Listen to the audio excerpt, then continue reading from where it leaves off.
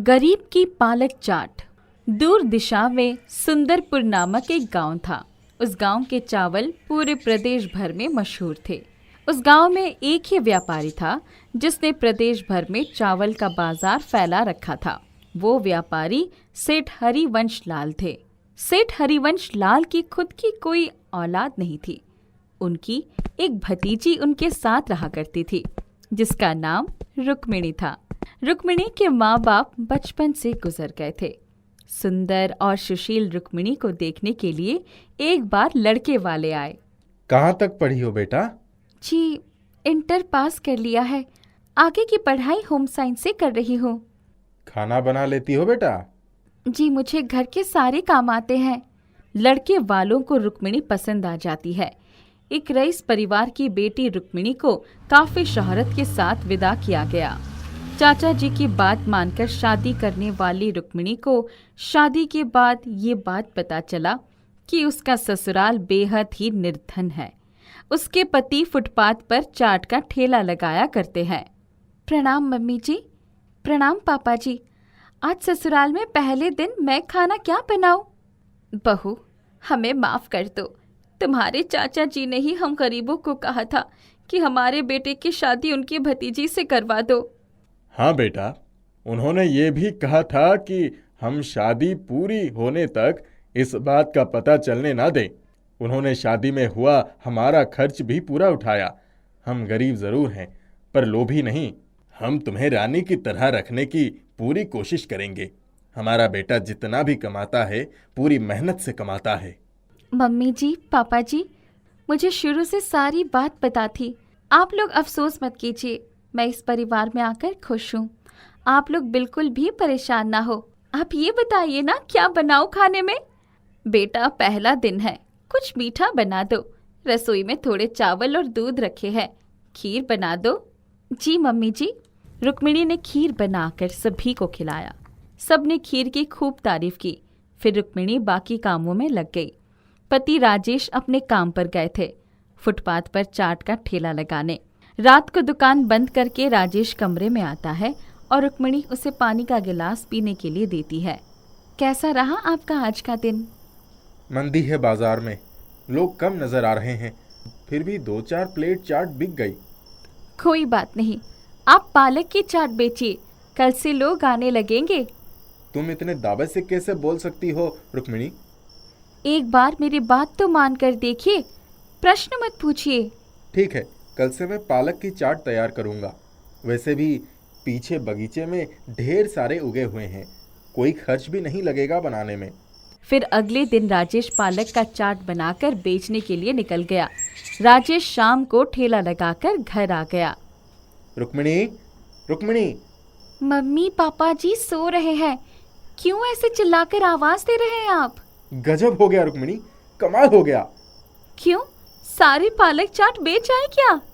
हाँ, और होते तो वो भी बिक जाते। आधे ग्राहक चाट खत्म हो जाने के बाद वापस फिर आ गए। अरे वाह, बहुत बढ़िया। अच्छा, एक बात बताओ, तुम्हें कैसे मालूम कि यहाँ पालक चाट बिकेगी? क्योंकि वो जादुई पालक की चाट थी। जादुई चाट? क्या मतलब है तुम्हारा? एक राज की बात है जो आज तक किसी को भी नहीं पता। कौन सा राज रुक्मिणी? वास्तव में मैं कोई आम लड़की नहीं हूँ। क्या मतलब? मैं अपने माँ बाप के साथ बचपन में ही मारी गई होती। पिता ने मेरे पैदा होते ही मुझे लड़की देखकर खेतों में मुझे जिंदा दफना दिया था। फिर? मैं उस खेत की मिट्टी के बीच ही जिंदा थी क्योंकि मुझे अन्नपूर्णा देवी ने बचा लिया था। ये कौन है? भोजन की देवी। मेरे अंदर ये शक्ति है। मेरे साथ से लगा हुआ कोई भी अन्न खूब सारा धन देता है। मेरे चाचा जी उनके खेतों में खेलते वक्त मेरे लगाए धन से आज प्रदेश के सबसे बड़े चावल के व्यापारी बन गए। पर उन्होंने मेरी कदर नहीं किया और जानबूझकर एक गरीब के घर शादी कर दिया। तो तुमने ये राज मुझे क्यों बताया? चाचा को बता दिए होते तो तुम्हें मुझ जैसे गरीब के सिर नहीं बांधते। आप मेरे पति हैं और पति एक पत्नी के लिए सब कुछ होता है। पीछे बगीचे में खूब सारे उगे हुए पालक शादी बाद घर आते ही मैंने बोए थे, बिना किसी को बताए।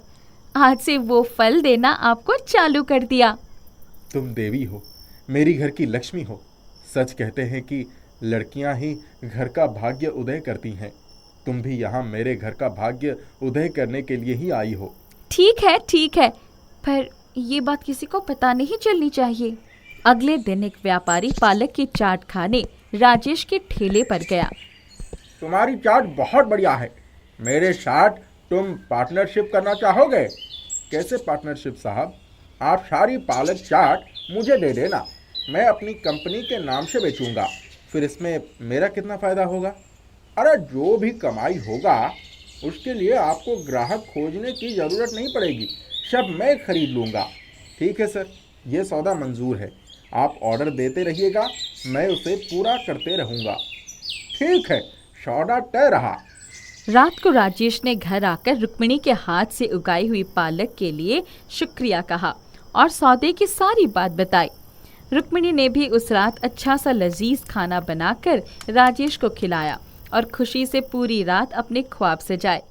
उस दिन के बाद से रुक्मिणी के हाथ से उगाए हुए जादुई पालक की चाट पूरे देश भर में मशहूर हो गई।